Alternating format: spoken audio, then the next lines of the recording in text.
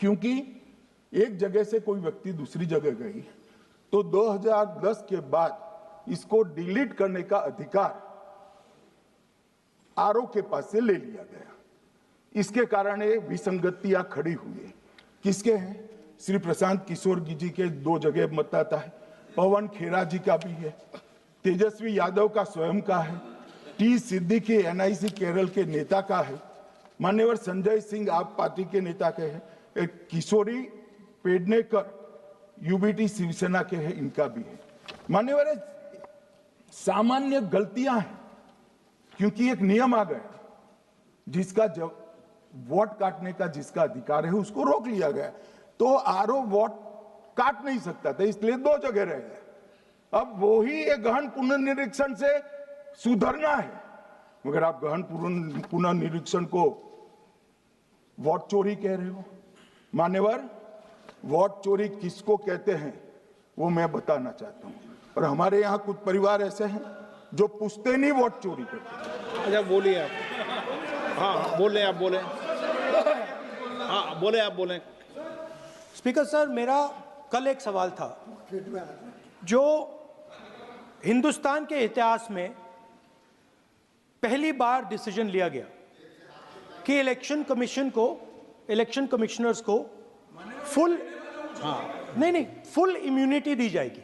ठीक है, ये है ना, इसका जवाब इसका पीछ मैं खत्म नहीं किया सर। इसके पीछे जो थिंकिंग थी वो हमें सबसे पहले बताएं। ठीक है। दूसरी बात, नहीं हरियाणा की जहां इन्होंने बात की, इन्होंने एक उदाहरण लिया, वहां पर अनेक उदाहरण हैं। वो भी आपने दिया था ना, 19 वो भी आपने दिया था, इसलिए दिया वो भी। 19 लाख वहां पे फेक लोग, वो उदाहरण आपने दिया था, इसलिए उसका जवाब दिया। और ये भी हमें बता दीजिए, actually let us have a debate on my press conference. Yes. Let us go. Yes. Let us have very good idea.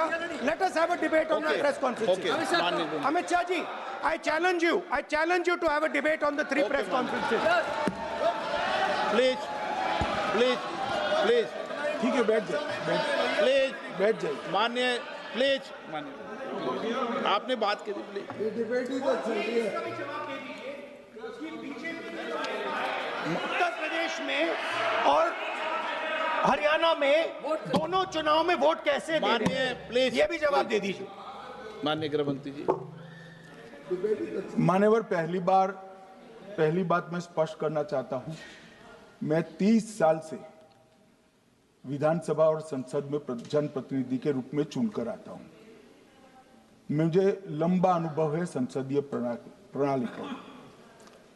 विपक्ष के नेता महोदय कहते हैं कि पहले मेरी बात का आप जवाब दीजिए, मैं सुनना चाहता हूं। आपकी मुनसफी से संसद नहीं चलेगी, मेरे आप बोलने का क्रम मैं तय करूंगा, इस तरह से नहीं चलेगी संसद। मान्यवर, उनको धैर्य रखना चाहिए, मेरा जवाब सुनने का। इनकी एक बात का जवाब मैं दूंगा, मगर मेरे भाषण का क्रम वो तय नहीं कर सकते, मैं करूंगा, क्योंकि मैं बोल रहा हूं। मन 1 मिनट गृहमंत्री, क्या गलत बोला उन्होंने यही बोला, आपने जो बात उठाई है मुझे कब बोलना है मैं तय करूंगा, यही बोला ना, उसमें क्यों उत्तेजित हो रहे हो आप? हाँ, आपके 2-2 मिनट में खड़े होने से थोड़ी जवाब देते रहेंगे। नो माननीय गृहमंत्री, नहीं होगा। मैं आपको फिर मौका दूंगा, आपको।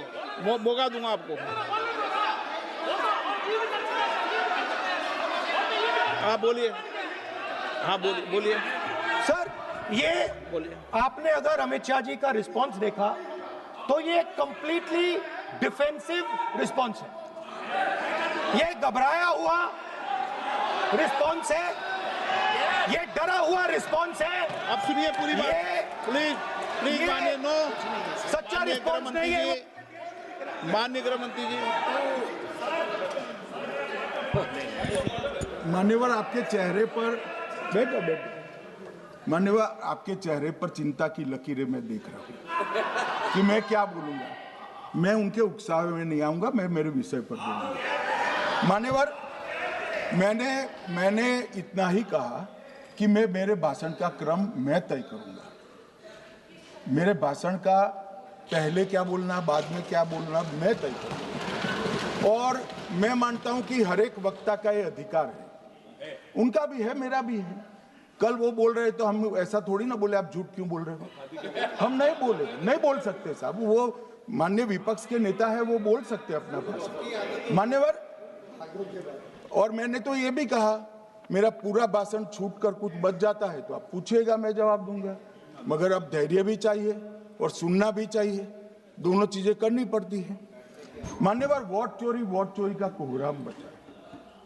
मैं वोट चोरी किसको कहते हैं वो बताना चाहता हूं। वोट चोरी के 3 आयाम हैं। एक तो मतदाता नहीं है, मतलब योग्यता नहीं है, और आप वोटर बन जाते हो तो वोट चोरी माना जाएगा।